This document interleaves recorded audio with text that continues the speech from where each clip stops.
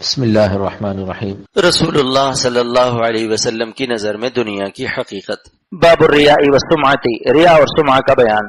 ریا کہتے ہیں اپنی عبادتوں سے مخلوق کے دل میں عزت اور مرتبہ طلب کرنے کو، اور ریا بدون نیت کے خود بخود نہیں چپک جاتی، جیسا کہ اکثر سالکین وسوسہ ریا کو ریا سمجھ کر پریشان رہتے ہیں۔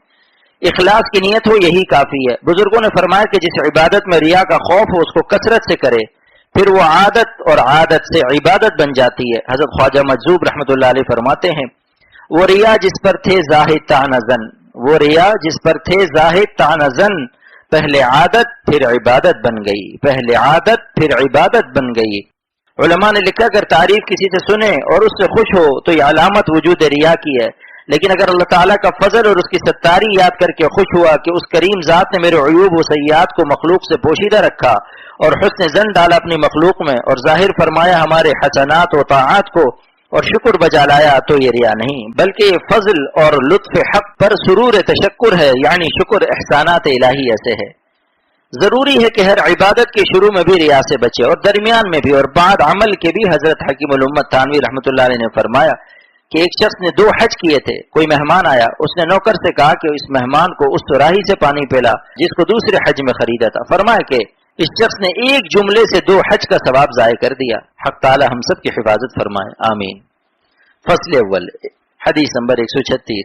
وعن ابی ہریرہ رضی اللہ عنہ قال قال رسول اللہ صلی اللہ علیہ وسلم ان اللہ لا ينظر الى صورکم واموالکم ولكن ينظر الى قلوبکم واعمالکم، رواہ مسلم۔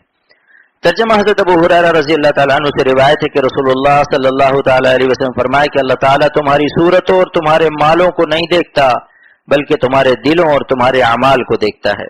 تشریح، پس صورت ظاہری اور مال سے زیادہ قلوب کی اور اعمال کی اصلاح میں لگنا چاہیے۔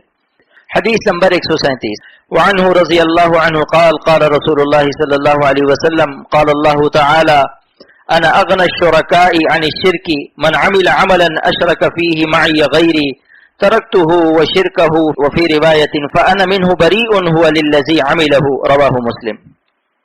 ترجمہ، حضرت ابو ہریرہ رضی اللہ تعالیٰ عنہ سے روایت ہے کہ رسول اللہ صلی اللہ تعالیٰ علیہ وسلم فرمایا کہ اللہ تعالیٰ فرماتا ہے میں شرکاء کے شرک سے بیزار ہوں، یعنی جس طرح اور شرکاء شرکت پر راضی ہیں اس طرح میں راضی نہیں، بلکہ میں شرکت سے بیزار ہوں۔ جو شخص کوئی عبادت کرے جس میں میرے ساتھ دوسرے کو شریک کرے، میں اس کو اور اس کے شرک کو دونوں کو چھوڑ دیتا ہوں۔ اور ایک روایت میں یہ الفاظ ہیں کہ میں اس شخص سے بیزار ہوں، وہ شخص یا اس کا عمل اسی شخص کے لیے ہے جس کے لیے اس نے عمل کیا ہے۔ تشریح، ظاہر اس کا یہی ہے کہ ریا کی آمیزش اعمال کے ثواب کو ضائع کر دیتی ہے، لیکن علماء نے کہا کہ جس ریا میں ثواب کی مطلق نیت نہ ہو یا ریا کا قصد غالب ہو اس وقت ثواب بالکل ضائع ہوتا ہے، اور یہ بھی ہو سکتا ہے کہ یہ عنوان ریا سے منع کرنے کے لیے بطور تخویف استعمال کیا گیا ہو تاکہ بندہ طاعات میں ریا سے احتیاط کرنے میں خوف زدہ رہے، واللہ اعلم بالصواب۔ حدیث نمبر 138۔ وعن جندب رضی اللہ عنہ قال قال رسول اللہ صلی اللہ علیہ وسلم من سمع سمع اللہ به ومن یرائی یرائی اللہ به، متفق علیہ۔ ترجمہ، حضرت جندب رضی اللہ تعالیٰ عنہ سے روایت ہے کہ رسول اللہ صلی اللہ تعالیٰ علیہ وسلم نے فرمایا جو شخص کوئی عمل سنانے اور شہرت حاصل کرنے کے لیے کرے اللہ تعالیٰ اس کے عیب کو مشہور کرے گا اور قیامت کے روز رسوا کرے گا، اور جو شخص کوئی عمل دکھانے کے لیے کرے اللہ اس کو ریاکاروں کی سزا دکھائے گا۔ تشریح، ریاکاروں کی سزا یہ ہے کہ دنیا میں اس کے اعمال کو لوگ جان لیں گے لیکن آخرت کے ثواب سے اس کو محروم کر دیا جائے گا، جس سے قیامت کے دن اسے بڑی حسرت ہوگی۔